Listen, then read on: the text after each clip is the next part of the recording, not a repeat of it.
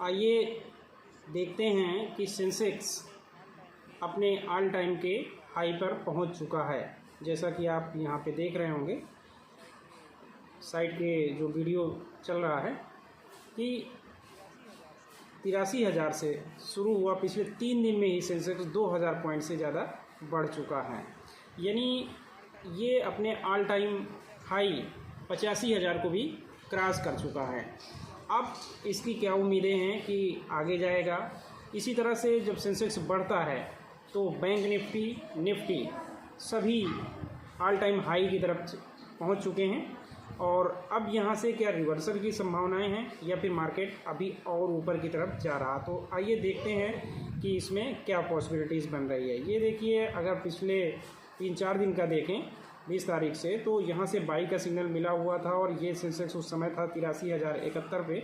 यहाँ से बढ़ते बढ़ते सेंसेक्स दूसरे दिन भी हाई लगाया और आज भी ये अपने हाई की तरफ ही बढ़ रहा है, जो 85,116 को टच कर चुका है, एक बार अपने ऑल टाइम हाई पे है और अभी भी यहाँ पे बाई का सिग्नल दिया हुआ है। तो अब क्या उम्मीदें यहाँ से बनती हैं कि अभी मार्केट और ऊपर जाएगा या नीचे जाएगा। बैंक और ऑटो सेक्टर में सबसे ज़्यादा खरीदारी हुई है और पिछले 3-4 सेशंस को अगर देखें तो 15,181 करोड़ की खरीदारी, इससे और ज़्यादा खरीदारी FII ने की है और ये बेसिकली सोमवार को ही कर लिए थे ये खरीदारी। और इसके बाद तो अभी मंगलवार भी हो चुका है, तो इसमें अभी कितनी खरीदारी है इसका डाटा बाद में आएगा। तो ये अभी मार्केट लेकिन बढ़ता ही जा रहा है, खरीदारी बढ़ती ही जा रही है।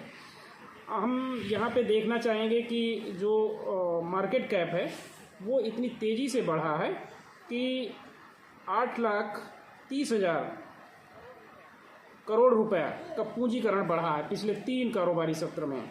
इसके अलावा जो बाज़ार का पूंजीकरण है, जो BSE में जो लिस्टेड कंपनियां हैं, BSE में 30 शेयरों का सूचकांक है।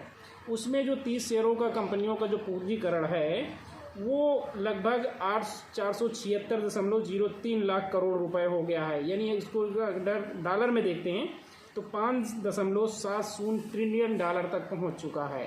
ये भारत के अर्थव्यवस्था के लिए शुभ संकेत है कि भारत की अर्थव्यवस्था लगातार आगे बढ़ती जा रही है। इसके अलावा सेंसेक्स में जो सूचीकरण तेज़ी से बढ़ा है, उनमें सबसे ज़्यादा अगर खरीदारी हुई है तो वो तेल एवं गैस क्षेत्र है, रियल्टी है, दूरसंचार है, ऊर्जा है, ऑटो है और कंज्यूमर ड्यूरेबल्स है। उसके अलावा यूटिलिटीज़ है। इन सारी चीज़ों में सबसे ज़्यादा खरीदारी हुई है। तो अब देखते हैं कि ये बढ़ोतरी किस कारण से इतनी तेज़ी से हुई है। तो इसका एक सबसे बड़ा जो रीज़न रहा है वो रहा है कि अमेरिका का जो केंद्रीय फेडरल रिजर्व है उसने अपनी ब्याज दरों में कटौती की है। इसके बाद घरेलू शेयर बाज़ार वहाँ के जो अमेरिका के थे और पूरे विश्व वाइड सभी शेयर बाज़ारों में तेज़ी देखी गई है।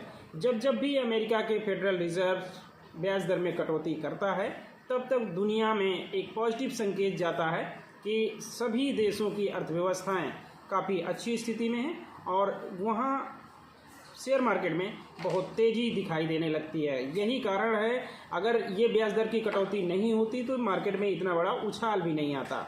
ये उछाल सबसे बड़ा जो आया है वो फेडरल रिजर्व की ब्याज दरों में हुई कटौती के कारण आया हुआ है। इसके अलावा अभी कोई ज़्यादा दूसरा रीजन्स नहीं रहा है, लेकिन अब यहाँ से प्रॉफिट बुकिंग की संभावनाएं बढ़ती जा रही हैं। तो अब यहाँ से मार्केट में संभल कर ही इंटर करें। एक अनुमान के मुताबिक 2047 तक 10 ट्रिलियन डॉलर तक का भारतीय रियल एस्टेट बाज़ार हो जाएगा। ये संभावना भारतीय रियल एस्टेट बाज़ार का आकार 5 से 7 ट्रिलियन डॉलर तक बढ़ने का अनुमान है और ये 2047 तक हो जाएगा।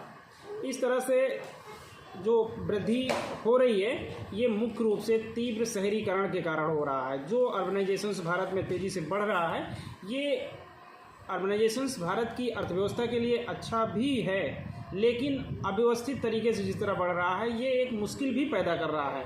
इसलिए भारत सरकार को इस पे कानून भी बनाने चाहिए और इस तरह से व्यवस्थित तरीके से अर्बनाइजेशन को बढ़ावा देना चाहिए। तो जिस तरह की उम्मीदें बंधी हैं कि रियल इस्टेट इतनी तेज़ी से बढ़ रहा है, उससे भारत की प्रगति भी तेज़ी से बढ़ती चली जाएगी। और अब आशा जगने लगी है कि कुल सकल घरेलू उत्पाद यानी जीडीपी में रियल इस्टेट क्षेत्र की हिस्सेदारी 14 से बढ़कर 20% होना तय है। अगर इसी दर से रियल इस्टेट कारोबार बढ़ता रहा तो ये भारत की आर्थिक व्यवस्था के लिए बहुत ही अच्छा संकेत है।